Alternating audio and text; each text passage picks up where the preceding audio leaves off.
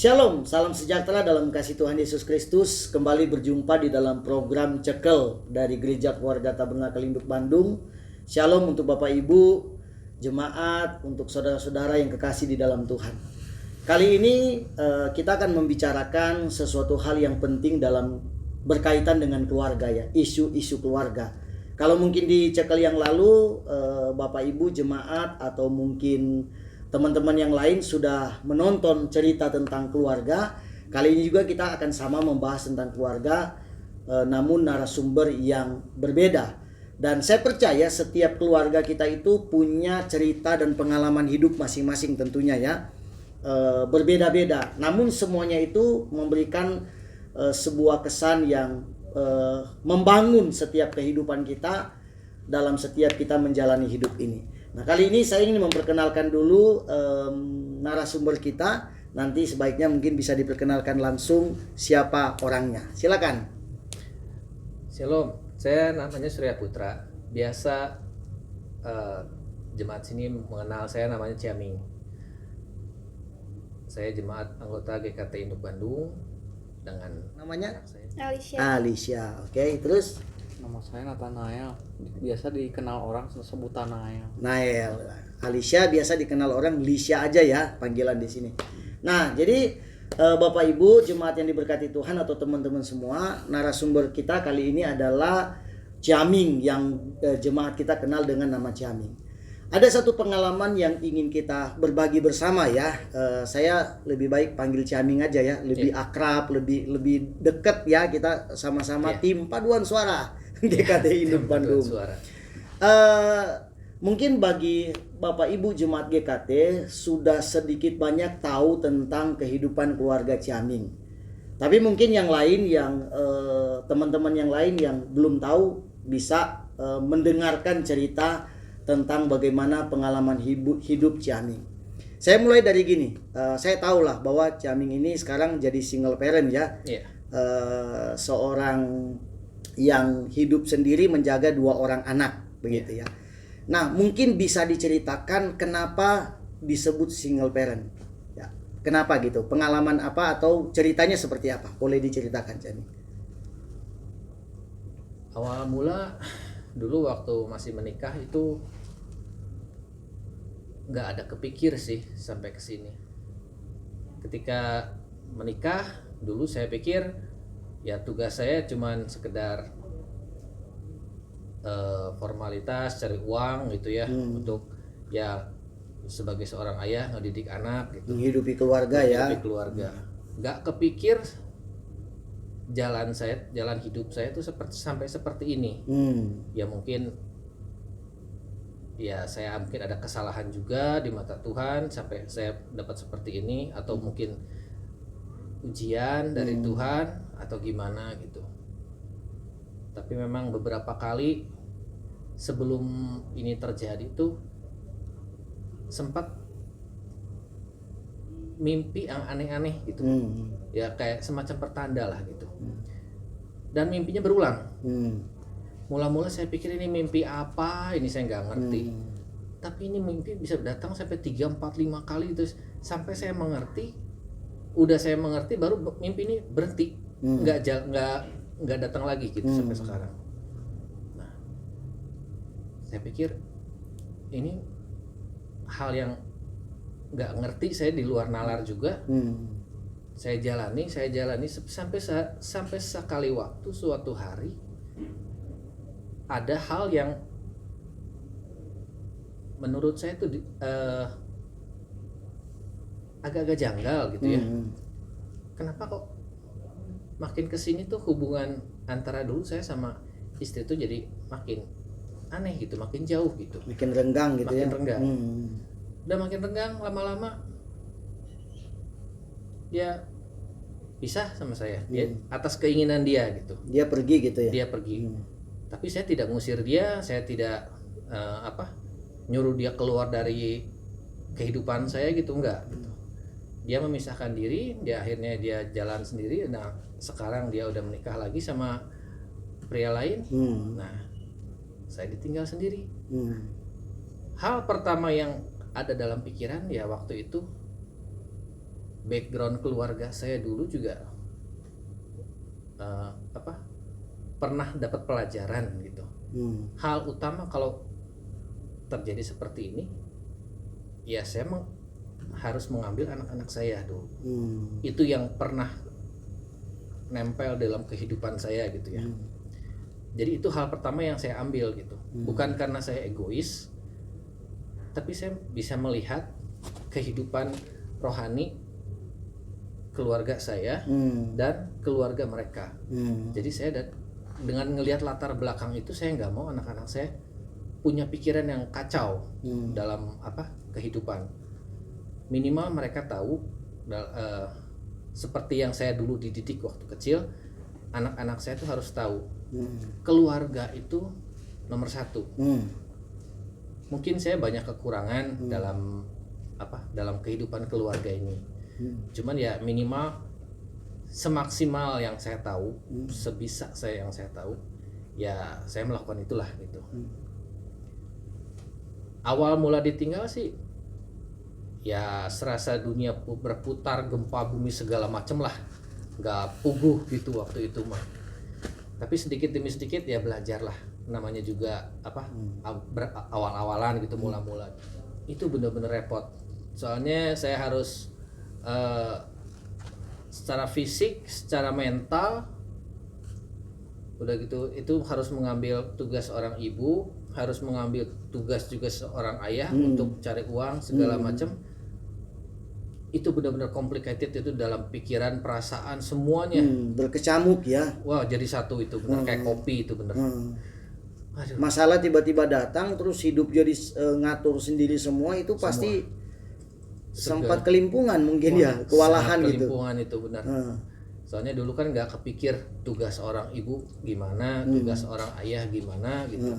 Yang ada dalam pikiran saya dulu cuma satu, saya tidak mau anak-anak saya melihat peristiwa itu gitu. Tidak mau melihat kehidupan dari pihak yang salah.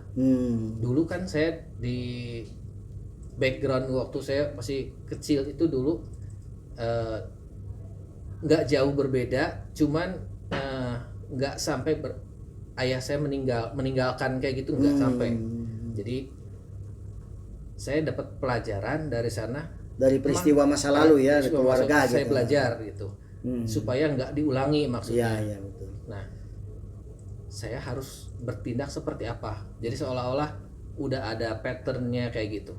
Jadi tahu kalau misalkan ini saya salah bertindak, itu akan berdampak pada anak-anak saya itu di masa depan seperti apa. Jadi Ciaming mengambil langkah untuk menyelamatkan anak-anak ya, biar mereka tidak terpengaruhi oleh peristiwa itu. Iya. Nah, waktu itu Lisha umur berapa, Lis? Waktu Lisha tahu nggak kalau waktu itu mama pergi gitu? Umur berapa dia, Ciaming? Masih kecil kayaknya. Tapi Lisha udah ngerti waktu itu ya kalau mama pergi gitu. Udah ya. Udah. Kamu merasakan apa waktu itu? Ya sedih aja sih. Sedih ya. Kok tiba-tiba biasa ada mama, sekarang nggak ada gitu ya? Ya sedih, anak-anak kecil ya biasa dekat dengan mama ya. Oke. Coba ceritakan gimana? Pas awal-awal mami pergi kan, Lisha tuh ngira mami tuh cuman kayak marah aja gitu kan. Jadi mami bilang nggak akan pulang. Ternyata emang beneran nggak pulang gitu. Lisha tuh nungguin gitu di depan pagar, nggak pulang-pulang. Jadi ya udahlah gitu. Ya itu ya, perasaan seorang anak yang menantikan sang ibu ya. Nah kalau Konail nih, Konail itu waktu itu udah lebih dewasa dari Lisha pastinya dong ya. Gimana perasaan kamu waktu awal mama pergi, awal banget tuh kamu gimana? Biasa aja atau kehilangan atau gimana? Nggak ngerasa terlalu kehilangan juga, soalnya dari dulu emang kurang dekat sama mami sih. Oh begitu. Karena dulu waktu masih kecil tuh mami tuh kan sering pergi-pergi untuk kerja. Ya, kerja, jadi memang nggak terlalu dekat ya. Iya, jadi ya kalau pergi ya udah biasa aja. Oke. Nah dalam hal kerepotan ini ya, Ciaming kan tadi bilang wah repot banget nih. Nah pasti belajar dong ya bagaimana cara mengatasi pekerjaan, bagaimana mengurus 2 orang anak, bagaimana mengatur rumah dan sebagainya. Nah, Ciaming tuh langkah-langkah untuk bisa mengatasi semua itu apa yang dilakukan? Waktu itu saya akhirnya banyak berdoa. Nah, itu dia. Udah banyak berdoa, sedikit demi sedikit Tuhan tuntun saya. Akhirnya kita tuh sedikit banyak kita tuh bertiga tuh bekerja sama akhirnya.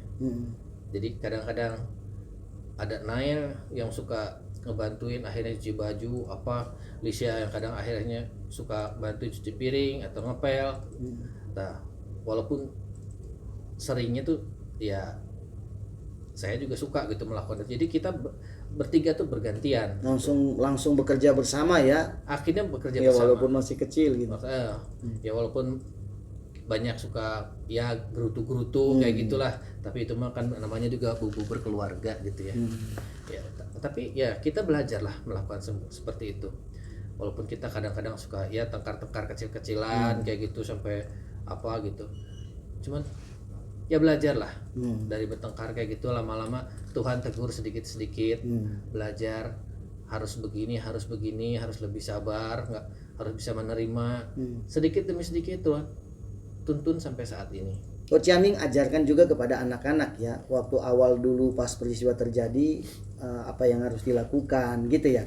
Yeah. Pasti kan Lisha sedih banget ya kan, waktu itu bilang saya sedih. Terus apa yang Ciaming lakukan untuk membuat Lisha ini bangkit gitu, move on, walaupun dia masih kecil belum tahu soal itu, tapi kan harus ada kiat-kiat yang dilakukan. Saya hanya menghibur dia sih waktu itu. Jangan sampai salah langkah. Ya ini bukan keinginan kita, tapi ya kalaupun waktu itu ibu mereka pergi, ya itu bukan keinginan saya, itu keputusan dia. Ya kita harus hargai dan hormati.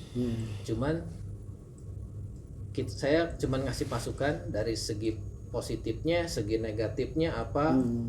Terus saya tidak mau juga disalahkan, dalam artian waktu itu saya hanya berpegang firman Tuhan berkata tidak boleh begini. Tapi kalau misalkan toh akhirnya firman Tuhan ini dilanggar oleh ibunya, ya itu nanti itu urusan Tuhan ya. Itu urusan Tuhan. Jadi sepanjang di situ kita nggak bisa melakukan apa-apa.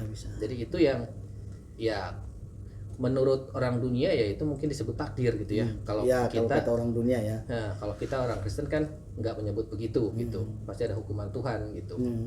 Ya saya menjelaskan aja sama mereka begitu. Dan saya banyak mendidik dari segi firman Tuhan buat anak-anak saya gitu. Sebab saya kalau tahu kalau mereka ikut masuk ke keluarganya istri saya tahu kebiasaan di keluarga istri saya itu enggak seperti begini. Ciaming mencoba untuk melakukan hal untuk bisa membuat mereka hanya melihat kepada Tuhan Yesus saja begitu ya. Langkah-langkah itu.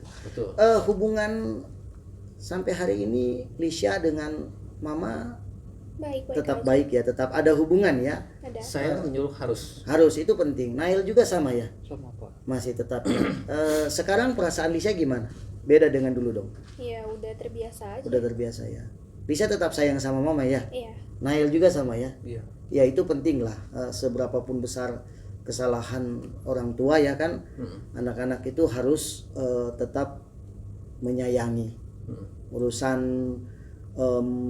itu dia dosa atau dia salah itu seperti tadi Ciaming bilang itu urusan Tuhan, begitu ya.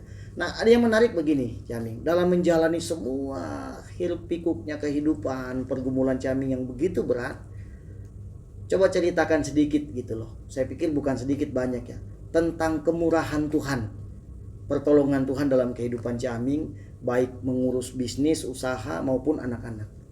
Coba pengalaman kasih karunia Tuhan itu. Sebetulnya banyak sih ya, sampai kadang-kadang saya bingung sendiri mau ngomong apa.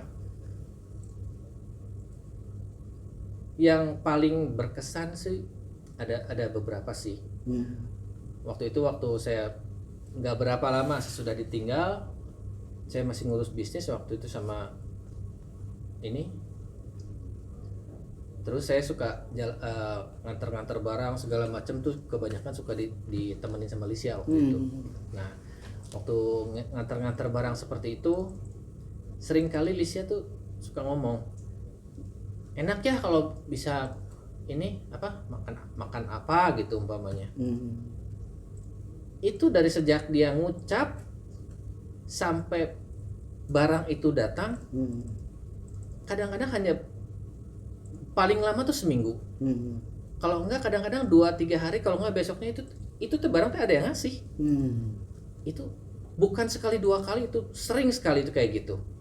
Nah, terus pernah juga kejadian waktu saya nganter barang naik mobil sama Alicia, saya pikir lewat jalan ini macet banget, udahlah lewat jalan sini aja. Di tengah jalan penuh lumpur, itu nggak bisa maju, nggak bisa mundur. Itu berdoa sama Alicia, itu benar-benar berdoa.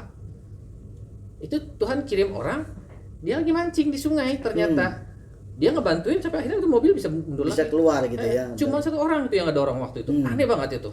Nah, kejadian itu yang kedua. Terus pernah juga Tuhan benar-benar murah hati tuh waktu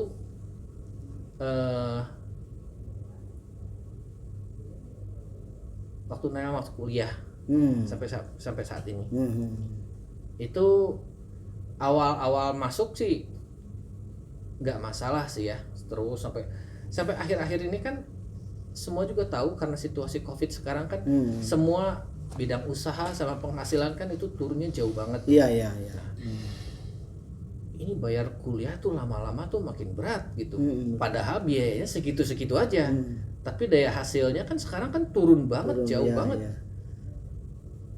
Itu aduh luar biasa. Jadi bekerja keras tuh sekarang tuh asa-asa gimana gitu. Tapi udahlah, saya pikir saya punya Tuhan yang menyediakan. Saya pikir saya hanya bisa berdoa, minta sama Tuhan. Dan saya percaya karena Tuhan memberikan pada saya waktu itu banyak sekali hal yang kayak janji sesuatu, janji pada saya gitu ya. Saya melihat hal masa depan itu menguatkan saya untuk percaya sama janji Tuhan. Janji Tuhan. Dan Tuhan membuktikan ya Tuhan janji membuktikan. Itu ya. Sedikit demi sedikit jalan itu terbuka sedikit, walaupun ya itu kalau dulu tuh pendeta yang di GKTI di sini tuh sering ngomong kalau orang beriman itu ibarat orang naik tangga, tapi tangganya nggak ada. Kita beriman, kita harus melangkah dan tiba-tiba tangga itu ada. Itu muncul gitu ya, anak tangganya muncul gitu. Satu demi satu begitu. Satu demi satu. Padahal itu tangga nggak ada. Kalau secara mata gitu kan, kalau kita melangkah jatuh gitu. Jatuh ya. Tapi kalau kita melangkah dengan iman, tiba-tiba tangga itu ada. Saya hanya ingat ada hamba Tuhan yang pernah mengatakan ini. Ya udah, saya belajar berjalan. Dan emang benar sedikit demi sedikit, walaupun istilahnya berdebar-debar lah istilahnya. Kalau orang yang sebagai orang tua pasti tahu tuh bagaimana perasaannya. Ada ketakutan dan sebagainya segala gitu. Macam itu bercampur baur. Tapi saya berjalanlah percaya sama Tuhan tidak akan pernah mengecewakan. Iya, itu dia. Jalan aja saya teh. Pas waktunya pas ada. Pas waktunya pas ada, itu berapa kali itu kejadian seperti begitu. Dari nominal kecil sampai nominal yang ratusan juta itu saya sampai kayak begitu. Pernah saya hampir terjebak sama pinjaman online. Waktu itu jumlahnya besar sampai ratusan juta. Sebelum melangkah, saya ngelihat iklan-iklan sih enak ya, bunganya kecil gitu segala macam. Tapi saya nggak damai sejahtera. Saya doa dulu aja. Iya. Berdoa Tuhan kasih sesuatu yang aneh di pikiran saya. Ini jumlahnya kecil, tapi kok ada iklan gitu segala macam. Kok nyantol di hati gitu, di pikiran gitu. Terus itu berdampak banget. Akibatnya nggak seperti yang saya pikirkan gitu. Iya. Udah nggak jadi. Udah saya percaya aja sama Tuhan. Dan Tuhan kasih. Itu dikasih, bukan pinjem, itu dikasih uang itu benar-benar dikasih. Sampai masalah itu beres gitu. Dan sekarang yang saya pikir itu pinjaman kecil bunganya, ternyata banyak yang terjerat sampai hilang rumah, hilang segala macam. Dari yang situs-situs yang di internet itu yang pinjaman online itu.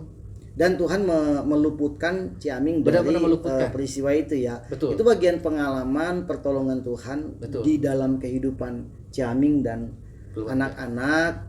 Walaupun ada pengalaman tadi yang sudah kita ceritakan di belakang, pengalaman yang tidak kita inginkan itu terjadi. Tapi ya ketika berserah kepada Tuhan, Tuhan menyatakan pertolongan. Betul. Pertolongan lain lagi ya mungkin yang dirasakan oleh Ciaming dan anak-anak, dibantu oleh orang, mungkin begitu ya, sama tetangga barangkali yang ada hubungan dekat dengan Ciaming, ya mungkin mengalami pengalaman semacam itu juga. Oh iya, itu benar. Ada ketika saya suka, kan kalau saya sebagai single parent tuh kadang-kadang sering keluar gitu Keluar, ya. Nah, anak-anak di rumah sendiri. anak-anak di rumah. Nah, saya nggak sadar ada tetangga yang kadang-kadang sering kali perhatiin mana Lisya, mana Nail, saya ke sana. Saya pikir lama-lama ini semacam apa, kayak ada orang tua yang Tuhan kasih, ada orang yang memperhatikan keluarga, Menggantikan. ya semacam dalam tanda petik ya, gitu. menggantikan perhatian gitu pada mereka gitu. Dia lebih sering manggil anak-anak itu ke sana ngobrol segala macam gitu, itu kasih makanan ringan gitu, kue gitu, ngobrol. Tuhan menggantikan kasih sayang yang seharusnya diberikan oleh seorang istri. Ini ada tetangga ibu-ibu ya usianya kurang lebih hampir sama seperti orang tua saya lah ya. Udah tua gitu. Memperhatikan anak-anak saya. Itu saya pikir aneh. Tapi ya ini jalan Tuhan gitu. Iya, pertolongan Tuhan. Pertolongan Tuhan. Jadi perhatian yang seharusnya dari seorang ibu, Tuhan kasih perhatiannya dari tetangga. Yang harus saya ngerti itu perhatiannya sama, kasih sayangnya sama. Cuman mungkin kita harus buka open mind aja, itu berasal dari yang lain gitu. Itu tapi pertolongan Tuhan saya kerasa banget itu.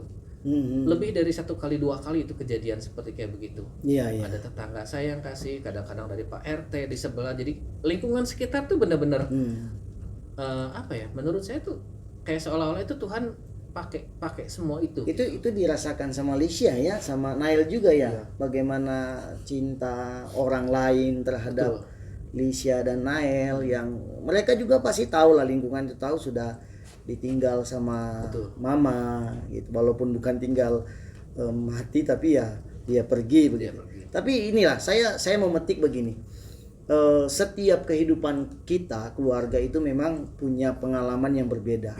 Khusus untuk pengalaman ini kita tidak ada satu keluarga pun di dunia ini yang mengharapkan seperti ini terjadi. Betul. Kita selalu mengharapkan bahwa keluarga kita itu keluarga yang utuh, keluarga yang langgeng begitu ya, sampai kakek nenek, sampai dipanggil Tuhan.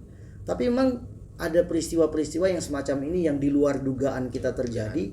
Satu hal yang saya petik dari pengalaman Ciaming adalah bagaimana dalam kondisi seperti itu tetap mengandalkan Tuhan dalam kehidupan. Betul. Tadi pesan yang sangat bagus adalah Ciaming tuh berusaha untuk anak-anak ini tetap hidup mengandalkan Tuhan dan tidak terpengaruhi oleh peristiwa itu. Jadi ya walaupun mereka juga tetap tahu lah ya peristiwa itu, mereka tahu, tapi fokus mereka itu hanya kepada Tuhan. Betul. Karena Tuhan punya rencana besar dalam kehidupan mereka.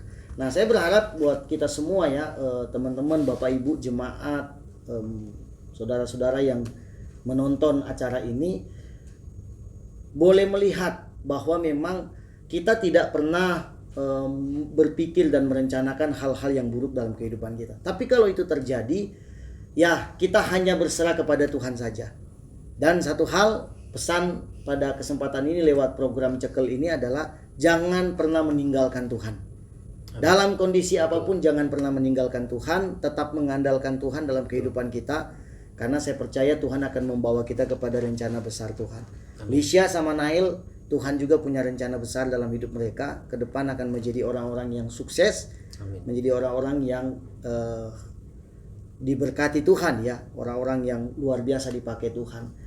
Dan setiap pengalaman yang kita anggap buruk, kita belajar dari situ untuk tidak mengulangi atau tidak terulang dalam kehidupan kita. Betul. Kita introspeksi diri, kita berjalan hanya menurut rencana Tuhan. Saya pikir sampai di sini ya perbincangan kita di dalam program Cekel ini, dan saya berharap kita semua mendapatkan hikmah dan berkat Tuhan melalui obrolan kita pada kesempatan ini. Kita akan jumpa kembali pada program Cekel berikut selanjutnya, dan saya tetap berdoa buat kita semua supaya kita semua berada di dalam perlindungan Tuhan. Kita ketemu kembali. God bless you.